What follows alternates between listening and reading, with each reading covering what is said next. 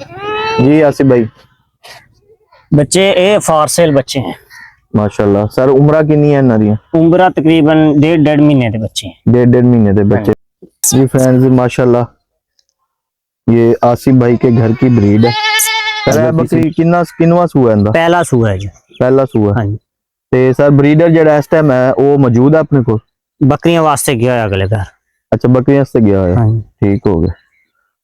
Sir इस तो अलावा कोई दिखाओ बकरी अपनी। जी आसिफ भाई।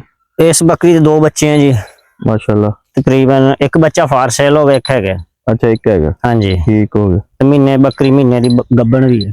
अच्छा को गब्बन हो गई है? हाँ जी महीने। ठीक हो गया जबरदस्त।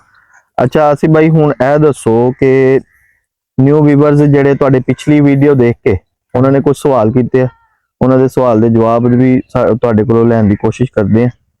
सब तो पहला सवाल है कि एक भाई पूछ रहा कि अगर बकरी 4 महीने की गब्बन आ ते महीना रह गया सूण ते उन्होंने खुराक वगैरह के बारे दसो की खुराक देनी चाहिए? ये है जी मौसम के हिसाब नाल। ठीक हो गया। अगर बकरी सूंदी है सर्दी च सही है।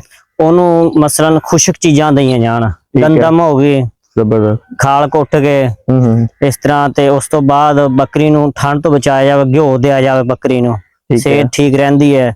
बच्चे मसलन सूण वाले टाइम तकलीफ नहीं होंदी। सही बकरी थान चड्डा सही लांदी है। अगर गर्मी च बकरी सूंदी है तेल दिया जाए, ठीक हो गया, जंतर खवाया जाए ते दाना बे के खवाना चाहिए। ठीक हो गया। हाँ जी।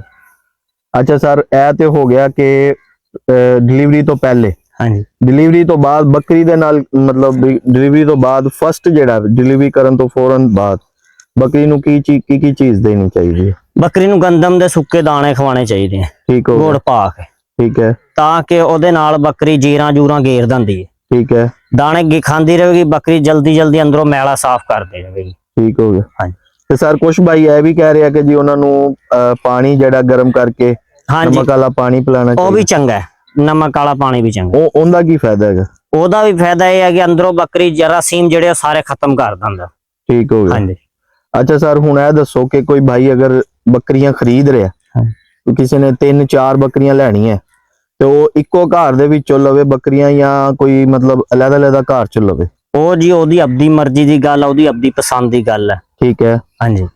ते सर वो मतलब ब्लड चेंज करन दा भी ब्लड चेंज करन दा ये मतलब है जी जेड़ी मंडी च आंदी है। ठीक है। उस बकरी दा पता नहीं होंदा मां प्यो दा कित्थों आई है, कित्थों केड़ा मां प्यो केड़ा नहीं। जब छेड़ च टोर फिर के लेवेगा ओदा ब्लड दा ओनू उत्थे पता चल जाएगा। उत्थे मां भी देखेगा, ओदा बाप भी देखेगा। ठीक है। अगे वो बकरी लेवेगा ओनू पता होगा दी ए ब्लड लैना। ठीक हो गया। यानी कि तुहाडे कहण दा मकसद है कि मंडी चों लैण तो बेहतर है हाँ जी कि वो बंदा रेवड़ वगैरह नंबर घर च लवे। ठीक हो गया। स्टार्टिंग विच नवा बंदा बकरी लवे तैयार या पठ लवे इस बारे कुछ दसो? बकरी फंडर ले लावे। ठीक है। तैयार बकरी नाल। ठीक हो गया। ये अभी तैयार बकरी एक आनी उतने पैसों की। सही है। ते फंडरा बकरियां 2 आ जानी उतने पैसों च, आ भी चंगी जानी है। यही है 4-5 महीने सेवा ही है ना। उस तो बाद चंगे ब्लड तो क्रॉस करा ला बकरे तो अगे ओदे विच ब्लड चंगा पै जाएगा, नाले ब्रीड तैयार हो जाएगी घर दी, नाले मां प्यो दा पता चल जाएगा, नाले ओदा शौक वध जाएगा।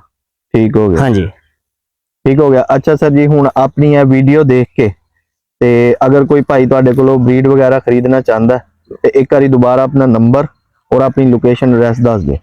नंबर मेरा 0304 ठीक है 1296 ठीक है 192 मोहम्मद आसिफ मेरा नाम है। ठीक है। अब्दुल रज़ाक मेरा वालिद का नाम अब्दुल रज़ाक। ठीक है। चक नंबर 192 WB तहसील मैलसी जिला व्याड़ी। अच्छा सर जी इस टाइम हुण अपने कोल जिहड़ी तुहाडी घर दी ब्रीड है उहदे च किहड़ी-किहड़ी चीज सेल है वो सानू देखण वाले व्यूअर्स नू वो दिखा दो पहले ते। जी आसिफ भाई। बच्चे ये फॉर सेल बच्चे हैं।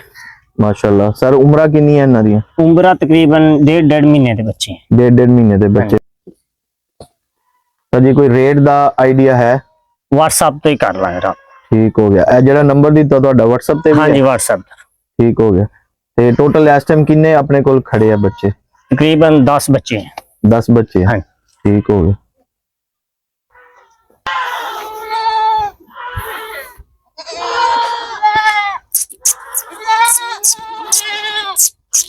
जी फ्रेंड्स माशाल्लाह ये आसिफ भाई के घर की ब्रीड है। अगर किसी भाई ने लेनी है तो दिए गए नंबर पे राब्ता करें। इसी नंबर पे व्हाट्सएप भी बना हुआ है इनका।